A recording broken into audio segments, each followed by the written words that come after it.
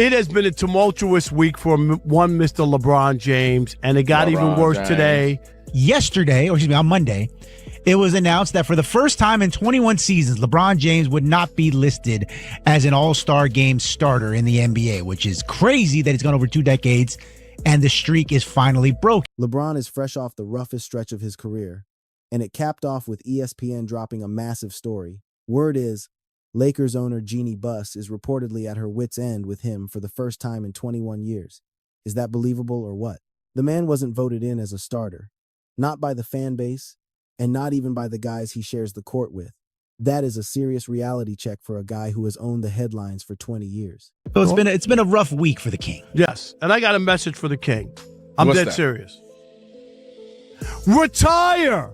After this season, call it quits. It has been a tumultuous week for one Mr. LeBron James, and it got even worse today when the ESPN, Baxter Holmes, Athletic. That was ESPN. ESPN, okay. ESPN. Great research there, Rob. No, but you told me that she put out a statement She to the put out a statement Athletic. with the Athletic since then. But that's Baxter what I'm saying. Holmes put out this Go ahead. 20-minute read. Yes.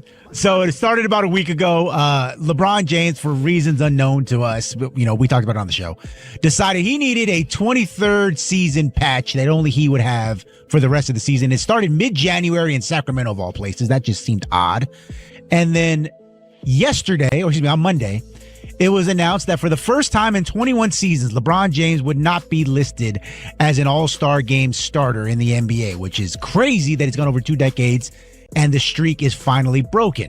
Let's break down how this snowballed into one of the most embarrassing weeks of LeBron's professional life. It started when he decided, for reasons that still don't add up, that he needed a custom season 23 patch on his jersey for the rest of the year. Not a league-wide tribute, not a team thing, just LeBron manufacturing a moment for himself. The league did this phony patch that only you have, and we were really celebrating your 23 years in the league. It should be a worldwide patch, right? Everybody should have it on, and it should have started in October when the season started. That's when your 23rd season started. You don't want to stick around too long. I mean, if the NBA really wanted to honor his longevity, wouldn't they make it a league-wide initiative? Have every player rock the patch out of respect? But nope, this was LeBron patting himself on the back, flexing his status, and screaming, "Look at me," louder than he has in years. Then the Monday All-Star news dropped. That is when the reality check really hit. For the first time in 21 straight seasons, LeBron missed the cut for the starting lineup. That streak, 2 full decades of running the show, is finally history. We find out yesterday that, of course, he didn't get voted in by the fans, but even his peers, his teammates, his NBA brethren didn't even have him in their top 6 of Western Conference players on their ballots for the NBA All-Star Game. It wasn't just the fans leaving him off the ballot. It was the players themselves, the guys he battles against every single night, the people who actually know the game. They didn't even rank LeBron in the top 6 players out west this year. Let that sink in. The same guys who used to idolize him, who looked at him as the gold standard, now view him as washed up, past his prime, and no longer elite. That isn't just hater noise. That is the basketball community quietly telling him, it's over. And just when it seemed like it couldn't get any messier, Wednesday happened. ESPN's Baxter Holmes published a 10,000-word expose about the Lakers' internal drama, ownership beefs, and even rumors about selling the franchise down the road. In an article by Baxter Holmes published this week on ESPN.com, he detailed the feuding between the Buss family that may have led to the $10 billion sale of the team. The story also pointed out issues between Jeannie Buss and LeBron James. The article states that Jeannie privately grumbled about what she felt was James' outsized ego and the overt control that he and Clutch Sports exerted over the organization at times. Clutch represents both James and Anthony Davis.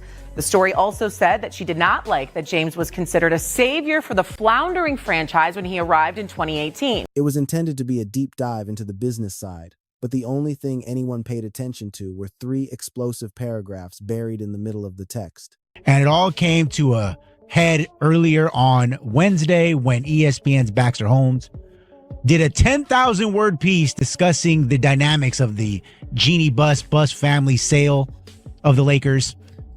All anyone cared about, though, was about 3 paragraphs where it explained that Jeannie Buss had grown frustrated with LeBron for a number of reasons. Number one being that She felt like she didn't like the narrative that LeBron had chose them and he was like their savior for their franchise.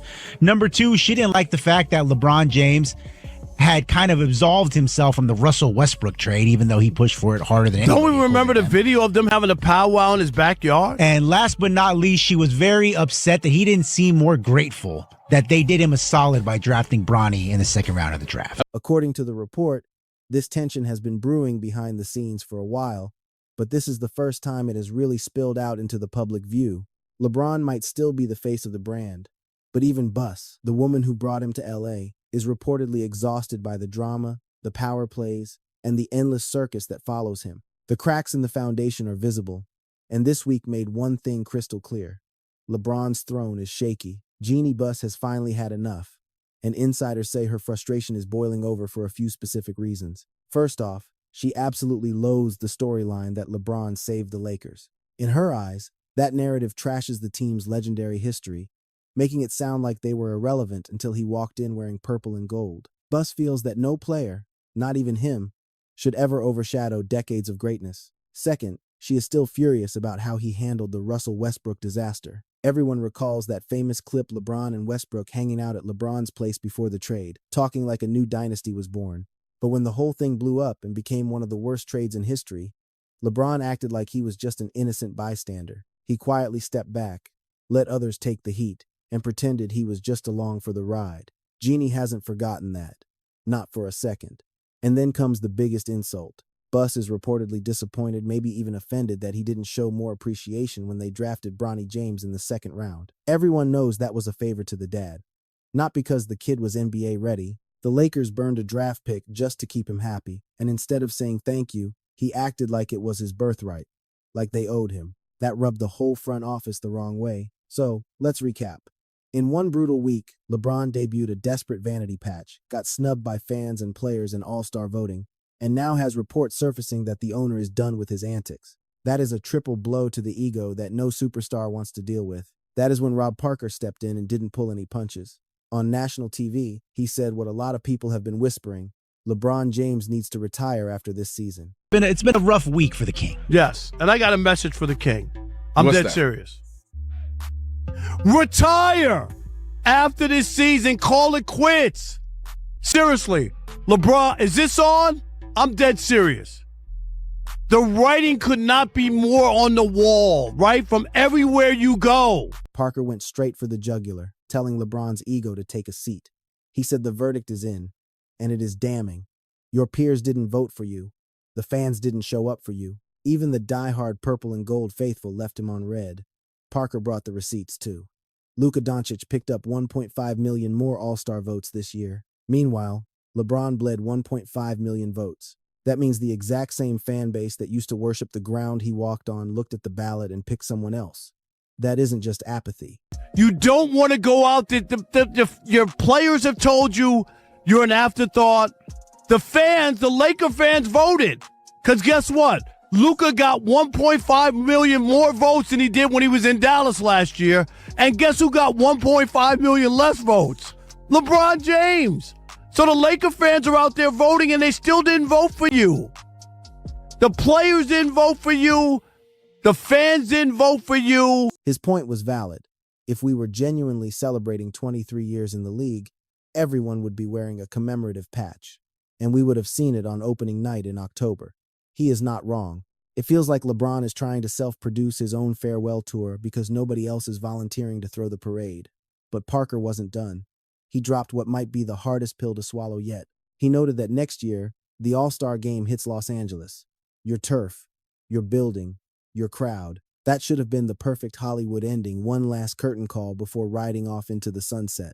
But they didn't even want to give you that setup. Then he twisted the knife, predicting that if LeBron does come back next year, it is not going to get better. It is going to get ugly. And that is the reality check. LeBron stans are terrified to admit, we might not have hit rock bottom yet. Sticking around could just make the crash louder. Parker's co-host tried to play devil's advocate, arguing that LeBron still has gas in the tank, maybe not top 10, but easily top 20 or 25. He argued that we still see those vintage LeBron moments. You know, the ones where he explodes for 30 or 40 points and looks like he can't be touched. But the counter-argument was simple. It is never just about basketball with LeBron. It is the baggage. The nonstop soap opera, the headlines, the shadow GM moves, the coaches getting fired, the trade rumors, and all the friction that comes with the clutch sports machine. The point is, nobody doubts he can still hoop. The problem is that he brings an entire three-ring circus into the locker room. Between the nepotism talk surrounding Bronny taking up a roster spot and the constant guessing game about LeBron's next move, franchises are exhausted. The headache is starting to outweigh the highlight reel. To be fair, the co-host did give credit where it was due. When LeBron first touched down in L.A., the organization was a disaster zone. They had snagged the number 2 pick 3 years running and still couldn't buy a win. LeBron leveraged his connections to land Anthony Davis, and they delivered that bubble championship in 2020. That is etched in stone. But for Parker, that doesn't change the current equation. He capped his rant with a reality check. The Lakers will be just fine. They were selling out the arena long before LeBron showed up, and they will be packing it to the rafters long after he is gone. Parker basically said the quiet part out loud. Lakers management probably agrees that the LeBron experiment has run its course. The Lakers brand is bigger than any superstar. Look at the Kobe era. Even when Bryant was grinding through those final injury-plagued seasons and the team was winning barely 30 games, the building was full. The Lakers do not need LeBron to be relevant. This franchise is built on decades of excellence and legitimate legends, not passers-by. They were the show before LeBron ever put on the gold armor, and they will be the show the second he leaves. Pretending LeBron is the savior of the franchise is just revisionist history, and Jeannie Buss knows the score. This led the conversation to one massive what-if. Could LeBron pull the ultimate power move and announce his retirement at the All-Star game in LA? It would be the most LeBron thing ever, hijacking the entire weekend to make sure the spotlight is firmly on him, stealing the thunder from the current stars. You can see it now, right?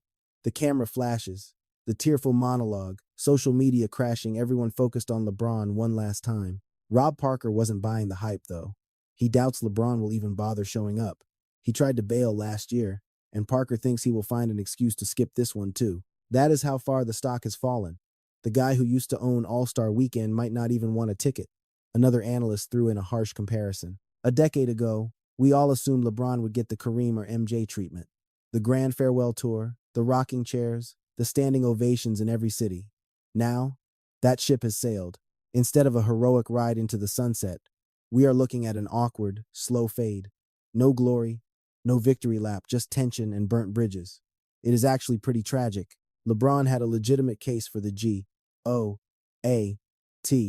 title, the numbers, the rings, the longevity.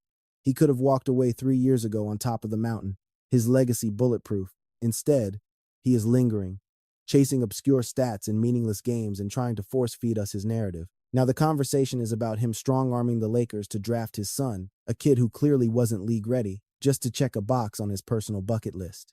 Meanwhile, he is Teflon when things go wrong, dodging blame for roster busts while the season circles the drain. The media that used to pamper him is sharpening the knives, and his peers don't respect him enough to vote him in. The fans who treated him like a deity are moving on.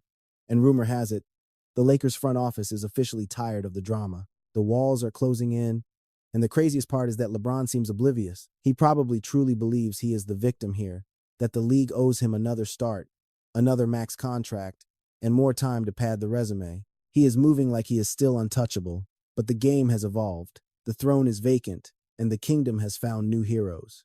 Rob Parker's advice? Retire now before this becomes the most embarrassing chapter of your life. The evidence is piling up. If you are down for raw, unfiltered sports talk, smash that like button, subscribe for more reality checks, and share this around. Let me know in the comments. Does LeBron hang it up, or does his ego drag us through another season of cringe? Catch you on the next one.